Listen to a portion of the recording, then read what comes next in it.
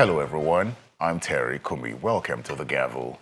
We're taking it one day at a time this week because it was an interesting week at the National Assembly, especially in the House of Representatives. But let's begin with the Senate. Petition I have is from a constituency. Now, for the plenary or first plenary session of the week in the Senate, the claims and threats by the U.S. president on the alleged Christian genocide received a mention. However, the matter was not slated for debate, and the Senate president moved to set the record straight, dismissing false narratives wrongly attributed to him.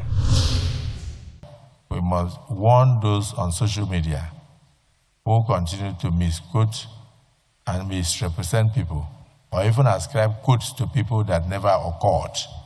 That is the reason why I've directed my lawyers to petition that blogger, so that that blogger can come and tell us when the Senate President made any allusion or response to whatever President Trump could have said.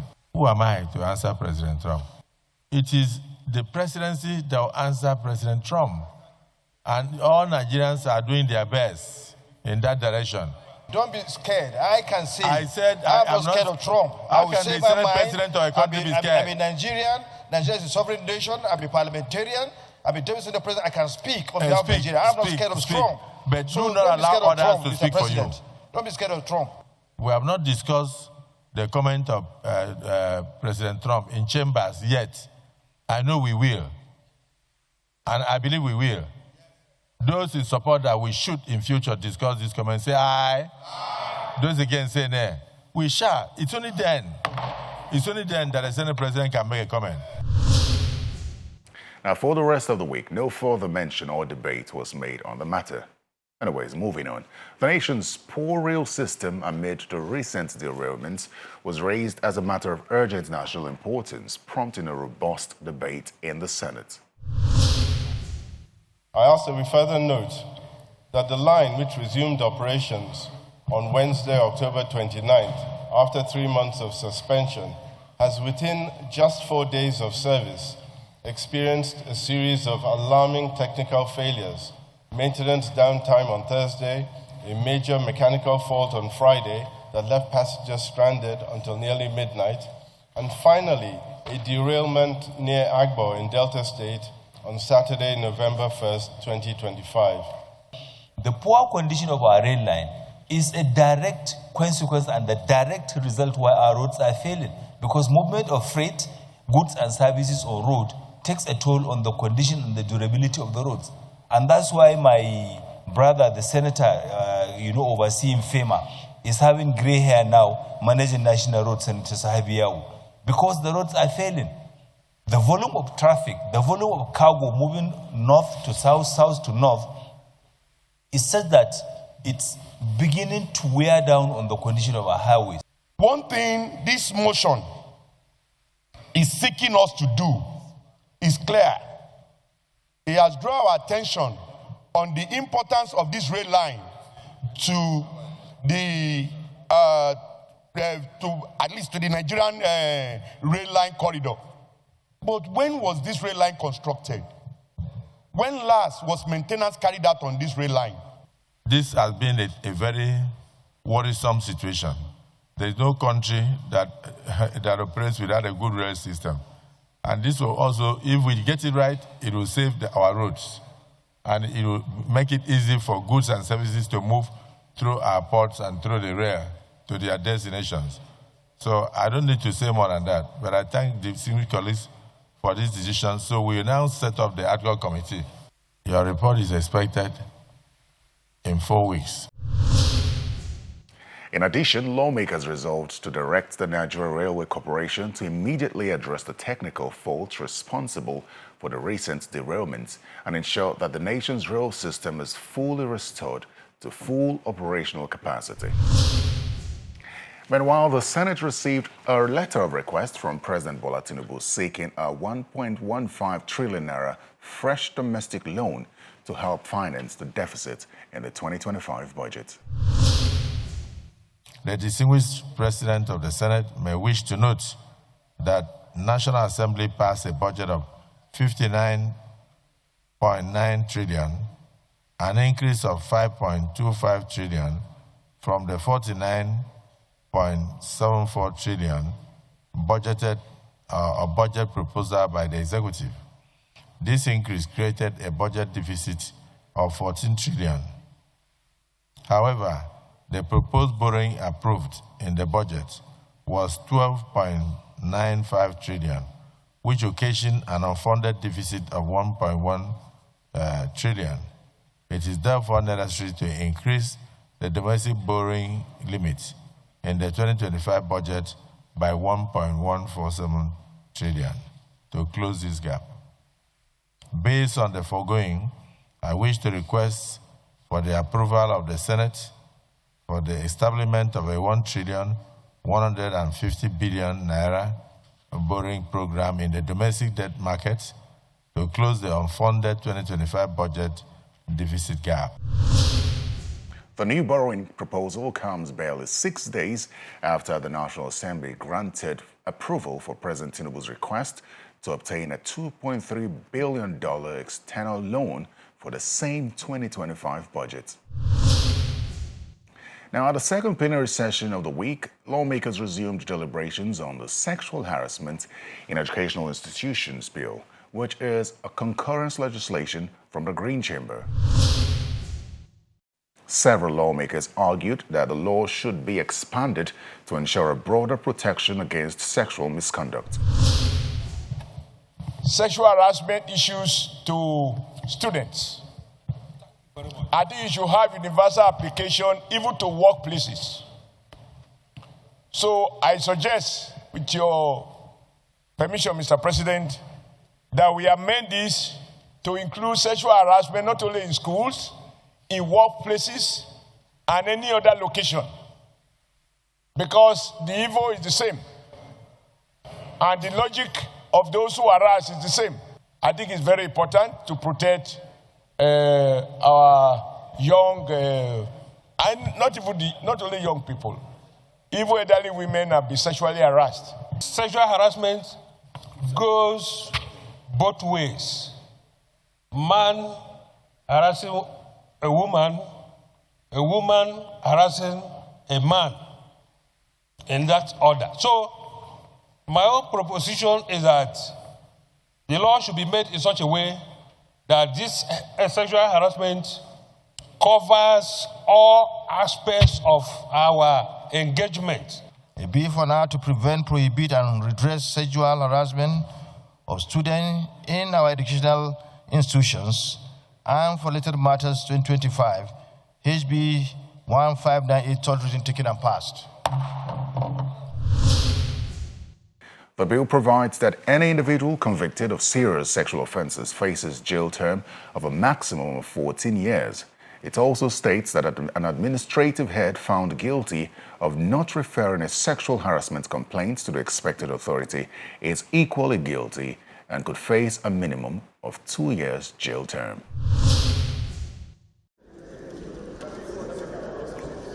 And for the final plenary session of the week in the Senate, the President's Ministerial nominee, Mr. Kingsley Ude, a senior advocate of Nigeria from Enugu State, was admitted into the chamber for screening. Born in 1978, Mr. Ude, who previously served as the Attorney General and Commissioner for Justice in Enugu State, reeled out his resume. Graduated from University of Nigeria, Faculty of Law.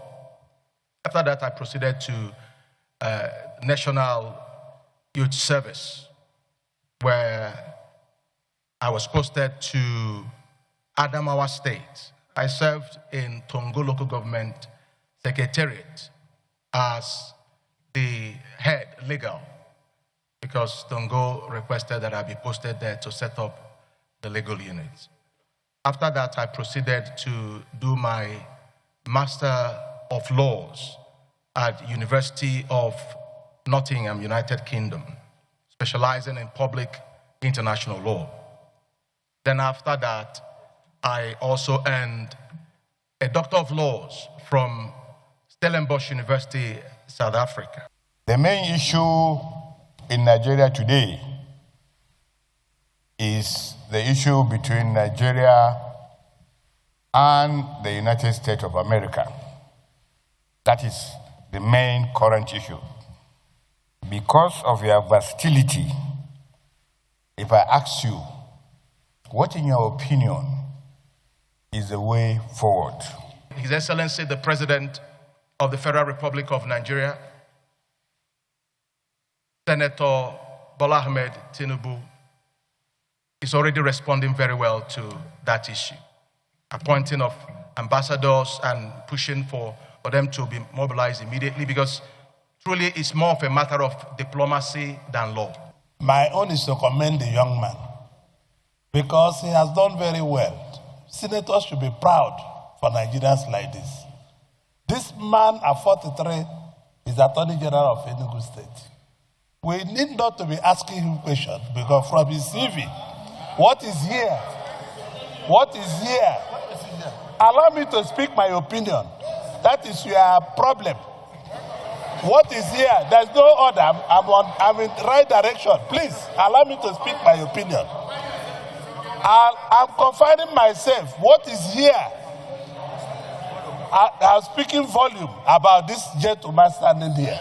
Apparently satisfied with his responses, the Senate confirmed Mr. Ode as minister. Will the Senate confirm Dr. Kingsley Tochukwu Ode as the Minister of the Government of the Federal Republic of Nigeria? Those in favor say aye. Those against say nay. The ayes have it. The nomination of Dr. Kingsley Tochukwu Ode, Senior Advocate of Nigeria, is hereby confirmed as a Minister of the Government of the Federal Republic of Nigeria.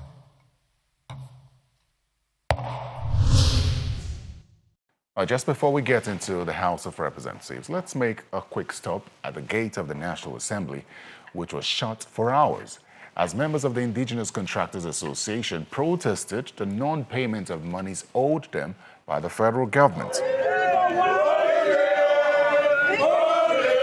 Now, the protesters chanted solidarity songs, displaying placards with their messages boldly written.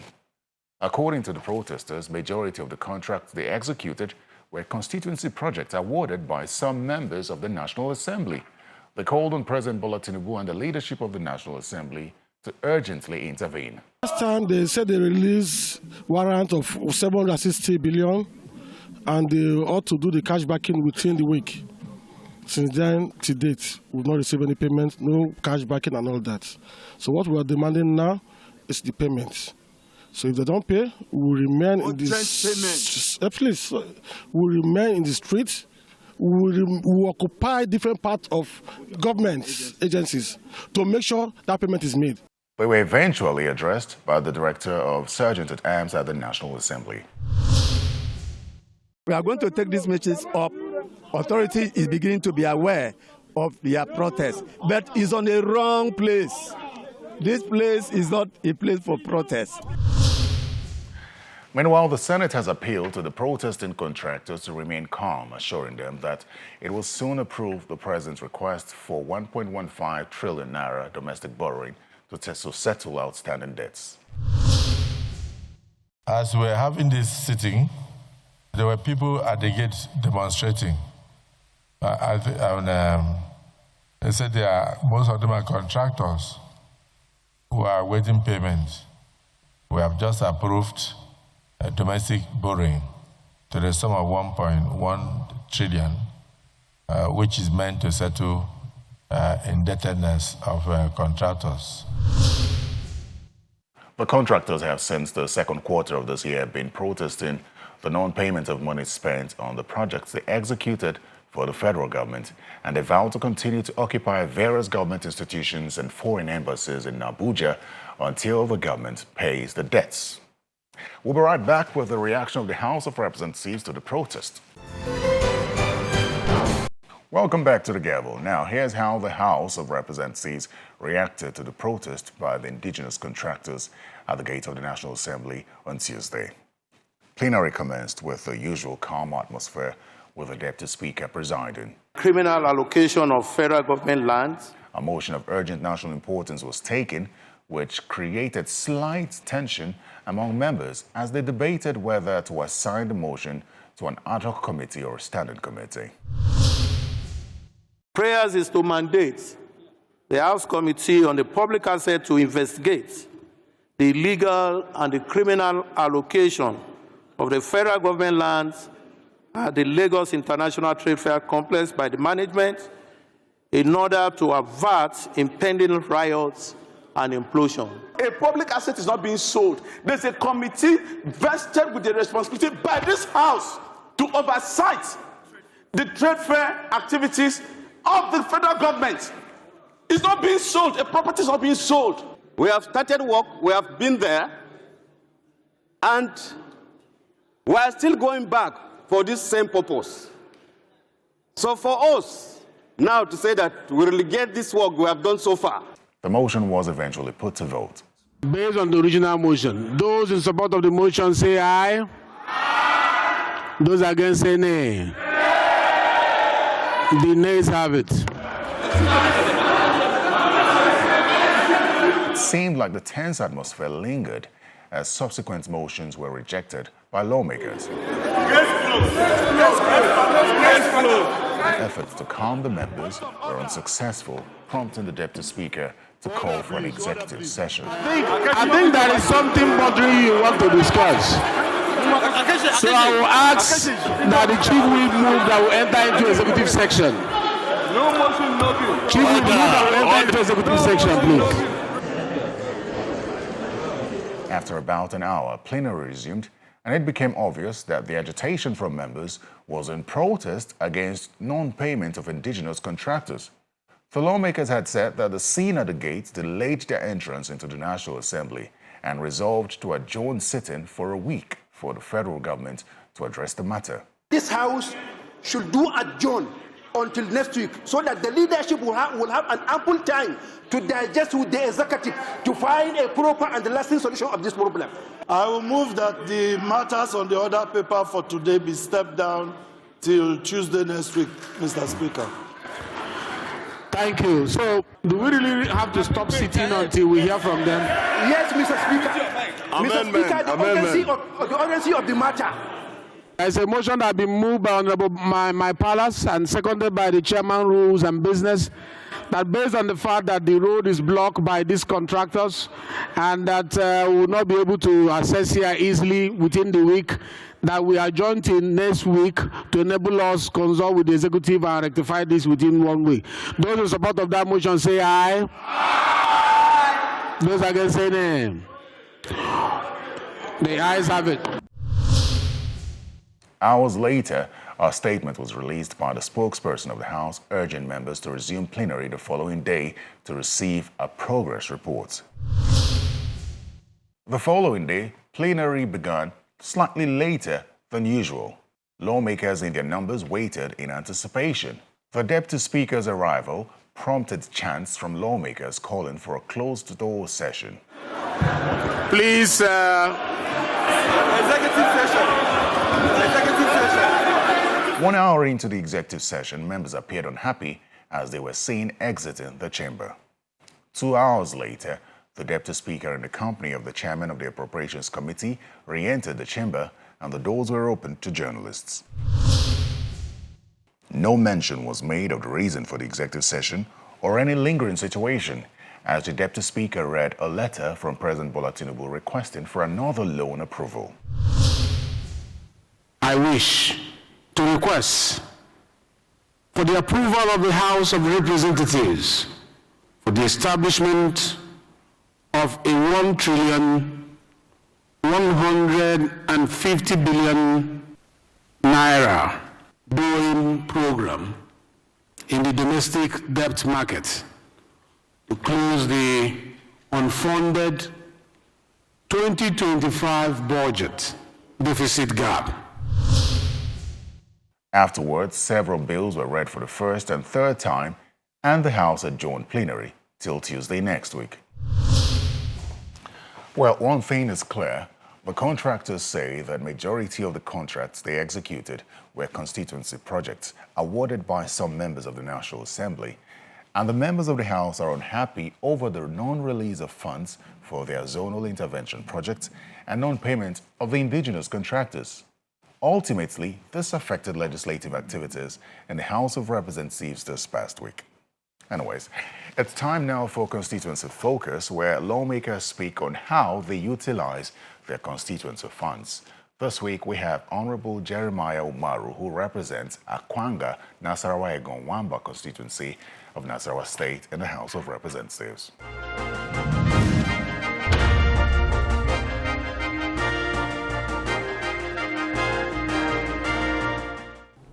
Based on our agenda for the people of Akwanga, Wamba, Nasarawa Egon, we're able to achieve a milestone so far.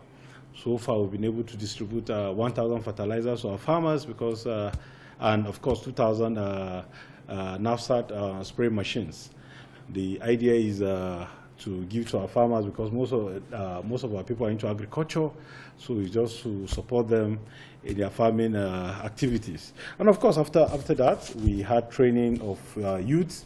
We trained over 250 youths within the federal constituency on the modern agricultural input and, of course, agricultural equipment such as pumping machine, fertilizers, and other agricultural input were distributed to those young people back home. And along the line, we distributed transformers, 6 transformers in each of the local government. And I am bold to say that we have connected most of these communities to the national grid, and they have electricity.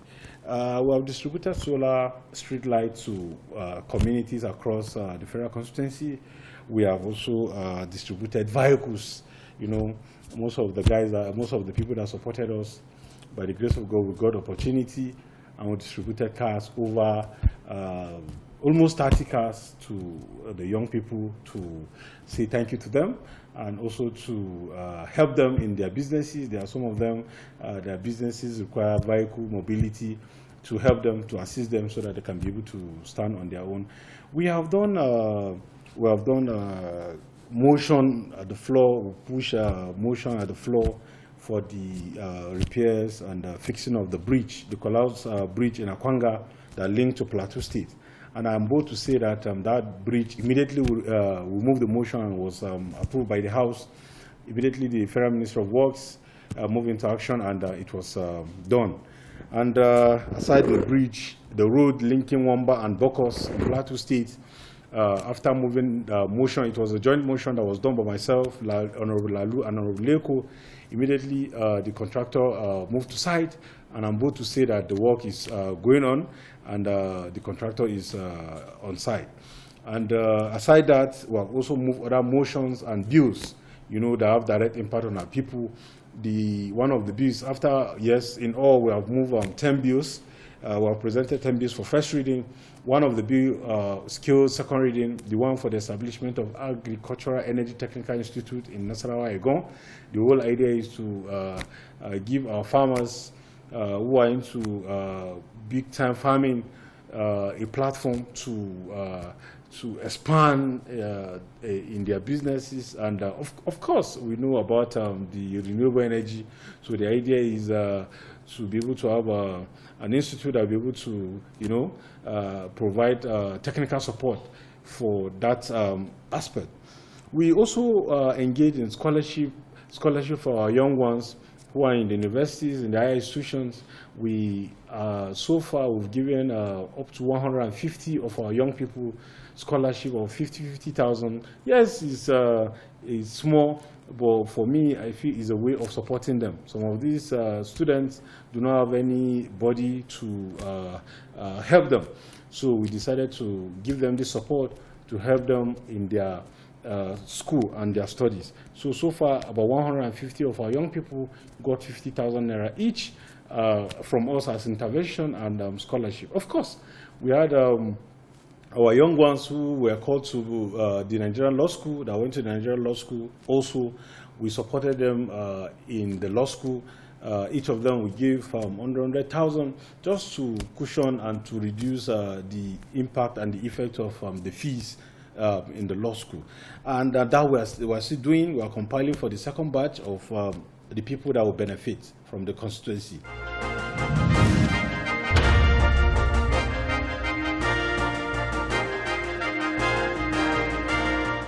And that's the Gavel this week. Thanks for your time. Remember to send feedback to the Gavel at channelstv.com. I'm Terry Ikumi. Goodbye.